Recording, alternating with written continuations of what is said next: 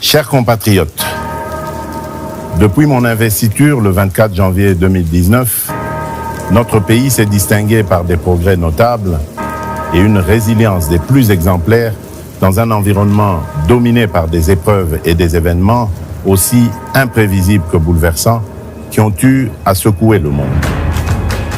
Notre pays, la République démocratique du Congo, n'en a pas été épargné. Notre économie s'est montrée résiliente. Il en est de même de nos populations qui, avec bravoure, se sont dressées comme un seul homme dans les provinces de l'Ituri et du Nord Kivu, en proie à l'agression de nos voisins et au terrorisme. Nous avons une nouvelle fois démontré que dans les moments les plus difficiles, nous, Congolaises et Congolais, savons toujours résister et rebondir. J'en veux pour preuve la force de caractère et les efforts consentis durant la pandémie de Covid-19 ou encore la dignité des habitants de Goma face à l'éruption du mont Nyiragongo en mai 2021. Chers compatriotes, pendant les 5 années durant lesquelles vous m'aviez confié la direction de notre cher et beau pays, j'ai initié plusieurs réformes, toutes axées sur le renforcement de l'autorité de l'État en vue de garantir un cadre propice pour l'avènement du progrès et l'accroissement du bien-être de nos populations.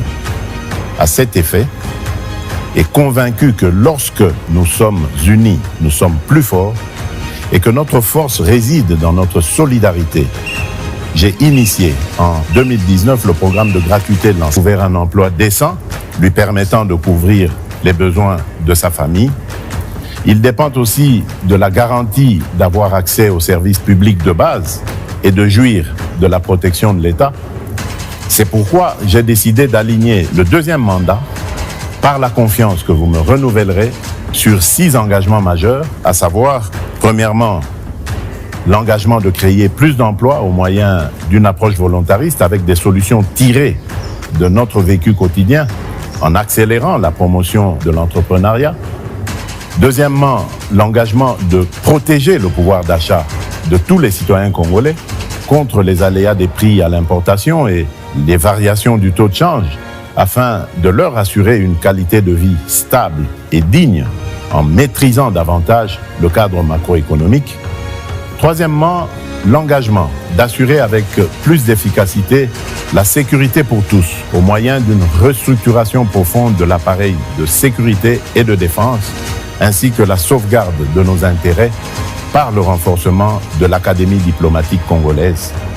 Quatrièmement, l'engagement d'intensifier la diversification de notre économie et d'accroître sa compétitivité en procédant par l'intégration de l'espace national en un marché unifié pour mieux la préparer à la transformation des produits agricoles et miniers bruts. Cinquièmement, l'engagement de garantir plus d'accès aux services de base en assurant la réception des soins de santé de qualité et un accès universel à l'enseignement primaire et secondaire, à l'eau et à l'électricité, ainsi qu'à la protection sociale. Et enfin, l'engagement de renforcer l'efficacité des services publics à travers la construction et l'amélioration des infrastructures routières, aéroportuaires et touristiques, tout en réduisant la fracture numérique sur tout le territoire national. Oui, fort de tout ce que j'ai pu démarrer avec vous, ma conviction demeure qu'un nouveau Congo est réellement possible et je ne ménagerai aucun effort pour capitaliser sur les résultats déjà obtenus et les leçons apprises pour que cette vision de grandeur, tournée vers un futur meilleur, produise les résultats escomptés.